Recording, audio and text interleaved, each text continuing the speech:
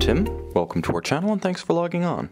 Today we're discussing the Glashutte original Senator Chronometer Regulator. You can see this 42mm 18 karat white gold chronometer regulator and purchase it on our website. And subscribe to our YouTube channel if you're enjoying these videos. You can also click on the card in the upper right hand corner of the screen at any time during this video to see our full listing for this watch with additional high resolution images, accessories included, and naturally complete pricing details. Now you can see on my wrist 6 1/3 inches, 16 centimeters in circumference. This is a 42mm watch with impressive stance and presence. In 2009, Glashutte Original released its original Senator Chronometer. In 2013, the company followed up with the watch you see here, the Chronometer Regulator, separating the indications of seconds, minutes, and hours to separate dials for easy reading, in the tradition of the great mother clocks used to regulate watches in watchmaking workshops. Now, 42mm is across the round of the case. In terms of thickness, the watch is quite manageable. It's actually only 12mm thick, believe it or not. It sits flat and broad on the wrist with a beautiful conical double-stepped bezel that allows a tight dress sleeve or cuff to easily slide over the watch. Now, from lug to lug, it has full size, modern size, but not oversized. 48.5mm from extremity to extremity. It sits nicely on a smaller wrist like mine, and even if your wrist is as small as 14 centimeters in circumference, you should find that this flat and compact modern complication sits quite nicely with a good sense of proportion and no lug overlap. Now, that's in large part to the fact that the lugs downturn sharply as they exit the flank of the case, so it wraps itself around the wrist. Now, you'll also note that the strap and the clasp are wonderfully substantial. Glashutte Original does not skimp here. The leather is thick. It's of an impressive grade. It has a little bit of a central bolstered spline and a monotone stitch. It's a very dark black monotone, large, not quite rectangular, but circular scale alligator leather. And you can see that it's wonderfully thick with folded sides. It's matched with a very burly and beautifully finished single swing arm deployant clasp. You can see a combination of matte finish and polished finish. Nothing is left essentially unfinished. There's no evidence of stamping or machining here. It's as beautifully wrought as the case itself. You can see the Glashutte Original logo inset. Now, you'll also note that the watch features a remarkable combination of case finishes, both satin linear, which you can see across the flanks of the case and the broad sides of the lugs, and a high polish on the tops of the lug hoods as well as the bezel. Makes for a beautiful and subtle contrast. This is a sober, handsome, and substantial watch. I've always been a devotee of Audis, and I have to say that's the vibe I'm getting from this watch. It's a little bit avant-garde. It shows respect for tradition, but always you get the combination of the two with a wonderful sense of substance.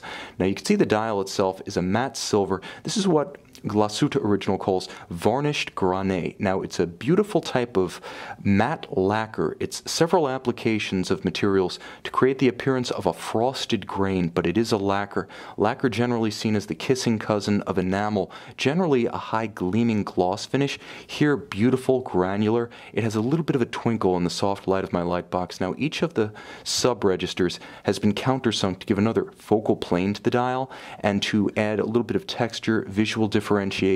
You can see the primary elements are all arranged on a vertical axis with Roman numerals stylized at 12 o'clock for the hours, and of course traditional Arabic numerals for both the minute track and the constant seconds, both featuring a small railroad pattern that's galvanized onto the dial after the granate is applied. Now, there is a 44-hour power reserve up-down placed at 3 o'clock and a nicely stepped double date. This is a grande date, or as Glashutte Original calls it, the panoramic date with 2 digits at 3 o'clock. The watch has a fascinating hacking system, which not only stops the balance, but you'll note it actually centers the seconds hand, and it precisely synchronizes the pair-style minute hand with one of the minutes. So it synchronizes the minute hand to the next nearest minute or nearest previous minute, and then it synchronizes the seconds hand at 12 o'clock. So you're always looking at the precise moment when you cross the threshold of the minute, so you can synchronize to a known accurate reference time such as an atomic clock.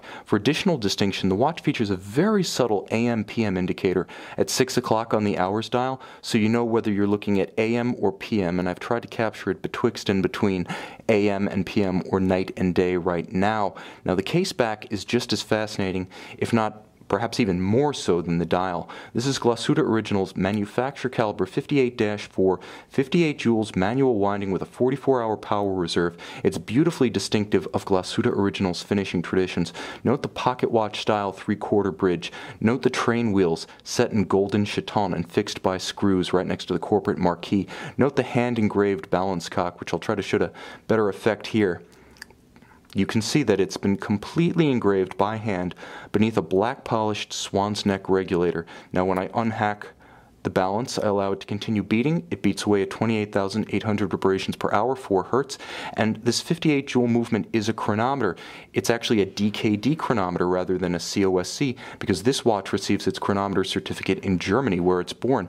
Now it's still a 15-day test. It still conforms to ISO 3159, just like the COSC. The difference is that this watch is tested fully cased up, whereas COSC is a test of a bare movement. Trust me, in the process of casing up the watch and applying pressure via screw to the plates and bridges, you do in fact change the timing particularities of the movement. So this watch, tested fully cased up, has just a little bit additional pedigree.